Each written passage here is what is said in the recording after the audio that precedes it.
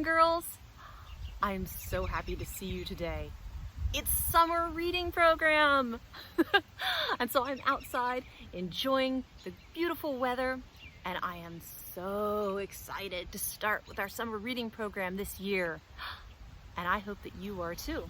Have you been to the library yet? Have you gotten the program that we're going to be using to keep track of how much we're reading this summer and all the other things that we're doing, like doing the craft programs and the story times and all kinds of other fun things? Oh, we have a lot of story times planned for this summer. Miss Allie is going to be going out to the bookmobile to do special stories there. It's going to be a ton of fun. And of course, I'm really glad that you're here with me for this story time today. I can't wait to get started. Let's go ahead. Here we are together again. It's time.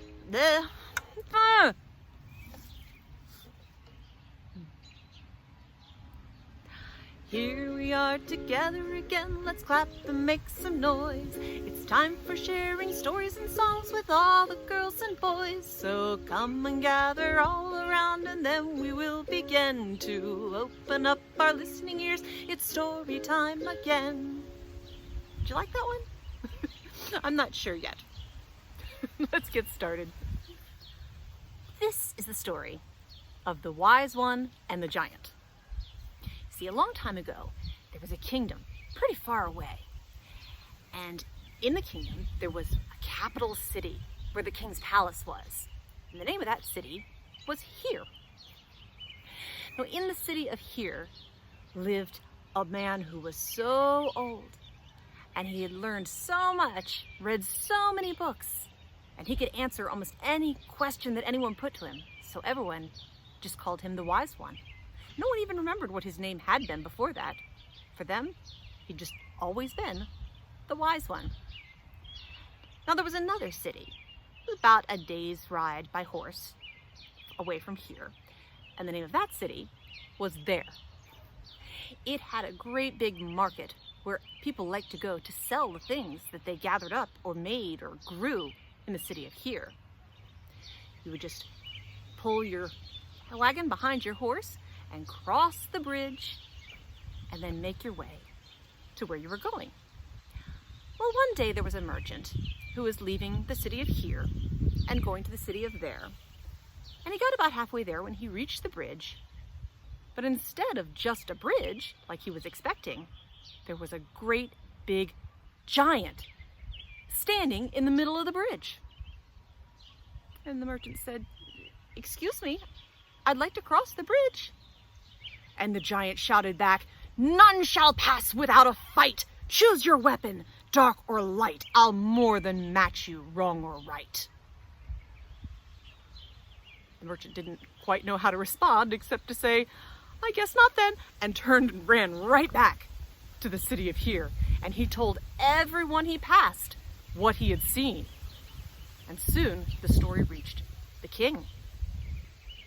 The king was very worried. You see, the city of Here was a very peaceful city. They hadn't had a war in so long that no one could remember.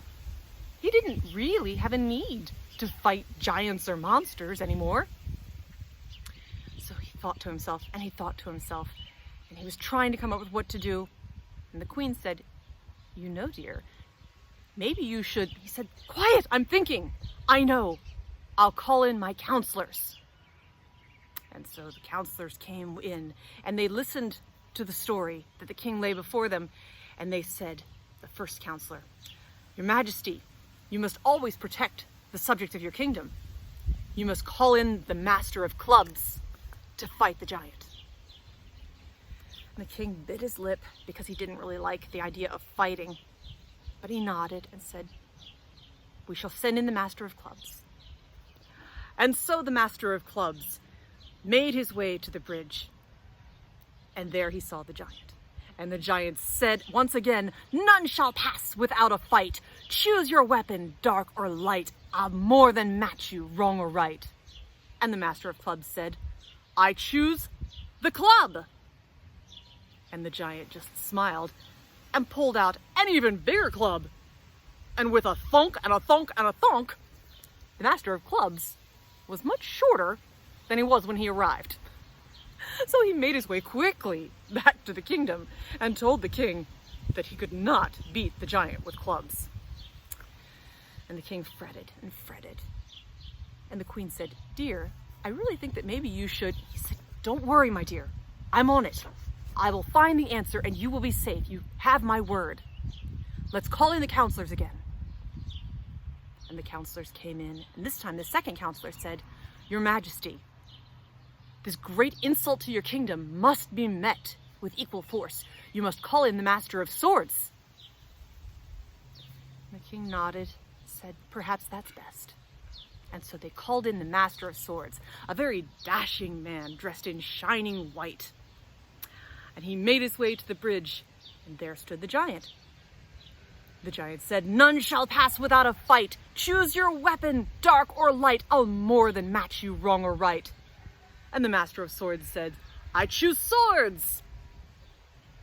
And the giant laughed and pulled out an even bigger sword. And the Master of Swords' shining white shirt looked more like fringe than a shirt.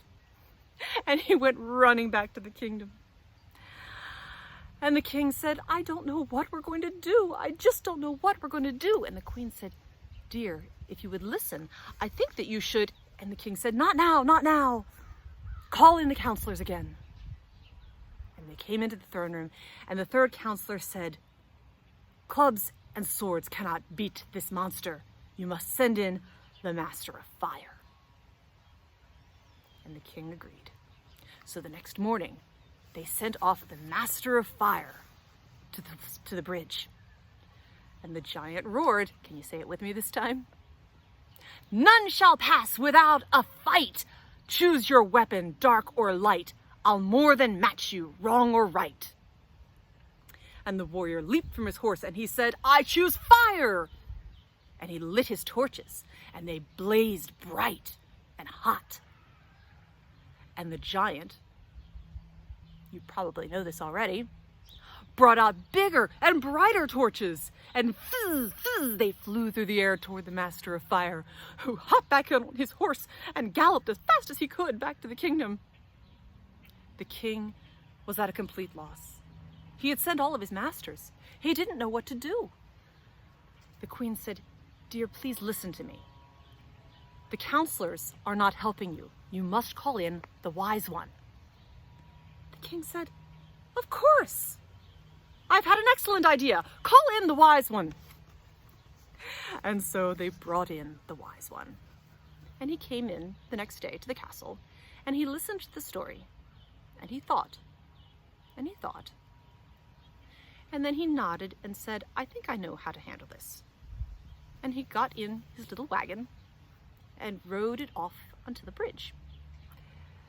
And there was the giant, just as scary as he had ever been, and he called out, "None shall pass without a fight. Choose your weapon, dark or light. I'll more than match you, wrong or right." And the wise one simply sat there, looking at him, and said, "I shall have to think on your request." The giant was confused, but since the wise one was just sitting there, the giant sat there too. After a while, the wise one felt his stomach begin to grumble, and he reached into his bag and pulled out some bread. And he was about to take a bite when he heard a grumble come from the giant's stomach. And he said, "You seem hungry. Would you like a bite of my bread?" And the giant roared, "So, you're going to try to conquer me with kindness? I'm more than a match for that." And without a word further, the giant pulled out a massive table with tablecloths and plates and silverware, and it was loaded with bread and meat, and he lit candles, and it was the most wonderful feast that Abram had ever seen before. And then he stood and blocked the road once more. And the wise one said, "So that's the way it is." He got down from the cart and sat at the table and enjoyed the fine meal, because of course you shouldn't let food go to waste. And then he said to the giant, "I should think you would like to know a little bit about me. I live in a cottage that's near the city of here. And though I don't call myself this, everyone else around me refers to me as the wise one. And the giant bellowed, "Another contest! You won't win because I'm going to tell you even more about myself. I am the bridge giant. No one knows my real name because my father is the wind and my mother is the mountain. And I am like a mirror. Whatever anyone shows me, I reflect right back, so none can ever top me." And the wise one said, "That's what I thought." And then he looked back at his cart and his horse, and he says, "But the day is more than half done, and I really need to be going now. I need to reach the city of there before it's dark. Would you like me to give you a ride?" And the giant said, "Ha! You won't beat me this time!" And he picked up the wise one and the cart and the horse and carried them all, fast as lightning, to the city of there. And he said, "Ha! You see, I've beaten you. You offered me a ride, but I gave you a faster one." And the wise one said, "You certainly have beaten me." He rested in the city of there. The next day he came back to the bridge, where he was obliged to perform the same trick, the same contest of offering the giant a ride. And when he reached the city of here again, he told the king what had to be done. And from that day on, no one in the city of here needed to carry themselves to the city of there. They only needed to go part way and take the giant the rest of their trip. We're going to do the action rhyme, "On my foot there is a flea."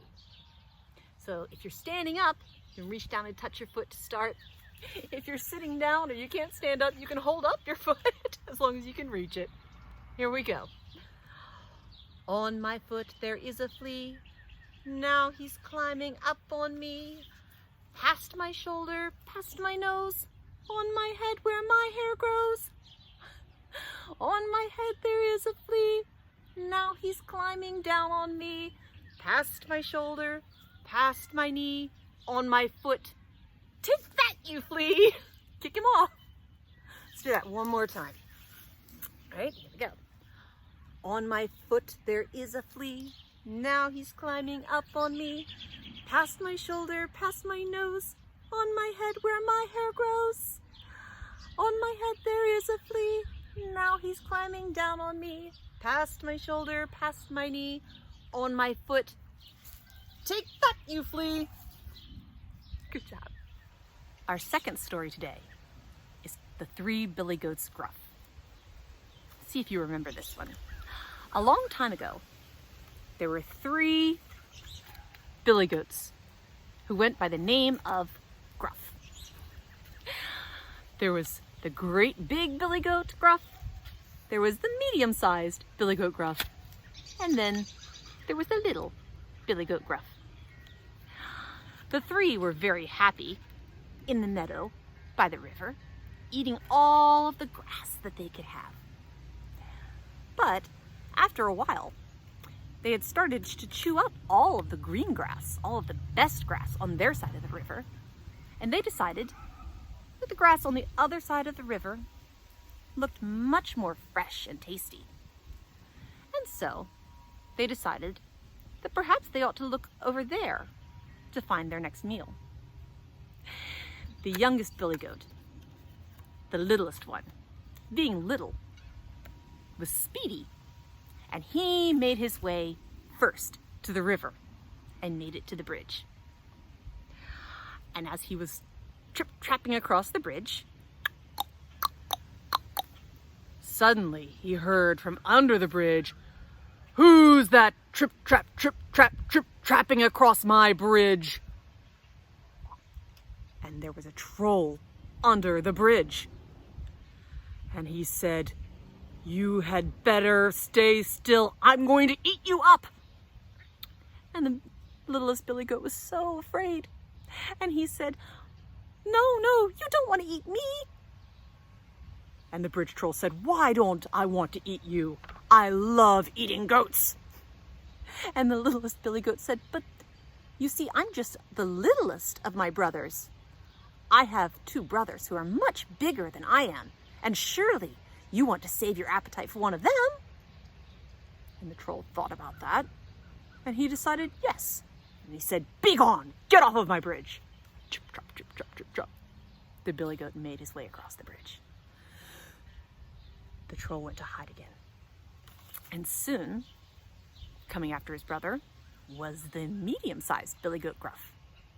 Trip, trap, trip, trap, trip, trap, trip.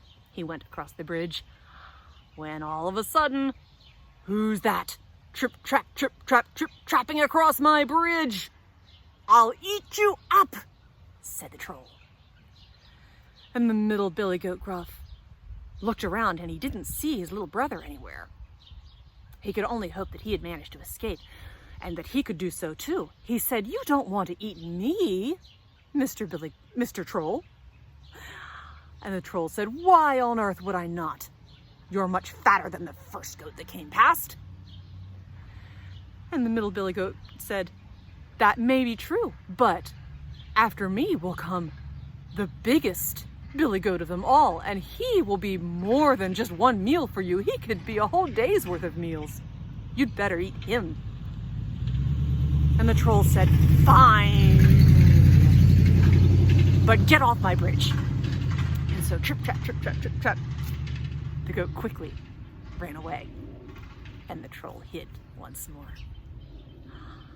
And finally, along came the biggest billy goat. And Billy Goat Gruff went trip, trap, trip, trap, trip, trap across the bridge. And up came the troll. "Who's that trip, trap, trip, trapping across my bridge? I'll eat you up." Well, this biggest Billy Goat Gruff looked at the troll, and he didn't feel so scared of that troll. And he said, "I'd like to see you try." And the troll lifted up his club, but the biggest Billy Goat Gruff lowered his horns and butted him off of the bridge. And with that, he trip, trap, trip, trapped the rest of the way across the bridge, and he and his two brothers enjoyed the fresh green grass and were happy. The end. I feel like making some noise today. So we're gonna sing bingo. And if you have something you can bang on sitting around, a drum is nice, but it's not the only thing that can make a drumming sound. You could get a box, you could bang on a coffee container, you could get a pot from the kitchen and a wooden spoon. There's a lot of things. And if you don't want to bang on anything, or if you don't have anything around, you can just clap your hands, and that makes a pretty big noise too. Or maybe you can pat your stomach, or tap. You can make a lot of percussion noises with your body. I'm going to use the drum because I have it and I like to use it. So here we go. Remember how bingo goes. We're going to say the first line all together, and the dog's name is B-I-N-G-O. That's how you spell it. And every time we sing it again, we're going to take one of those letters away. And instead of singing the letter, we're going to make a noise. Are you ready? There was a farmer, had a dog, and Bingo was his name. Oh, B-I-N-G-O, B-I-N-G-O, B-I-N-G-O, and Bingo was his name. Oh, there was a farmer, had a dog, and Bingo was his name. Oh, I-N-G-O, I-N-G-O, I-N-G-O, and Bingo was his name. Oh, there was a farmer, had a dog, and Bingo was his name. Oh, N-G-O, N-G-O, N-G-O, and Bingo was his name. Oh, there was a farmer, had a dog, and Bingo was his name. Oh, G-O, G-O, G-O, and Bingo was his name. Oh, there was a farmer, had a dog, and Bingo was his name. Oh, oh, oh, oh, and Bingo was his name. Oh, I think we're out of letters. There was a farmer, had a dog, and Bingo was his name. Oh,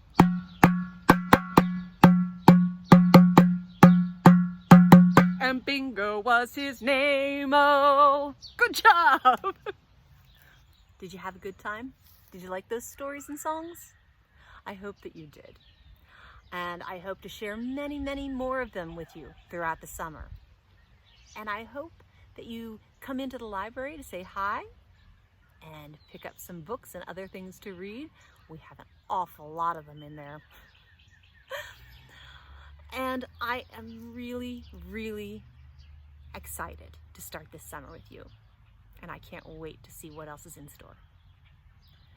But for now, let me see everybody reach for the ceiling and touch the floor.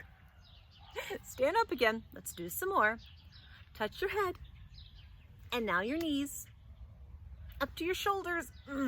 Like this, you see. Reach for the ceiling. And touch the floor. That's all there is. There isn't any more. I'll see you guys next time.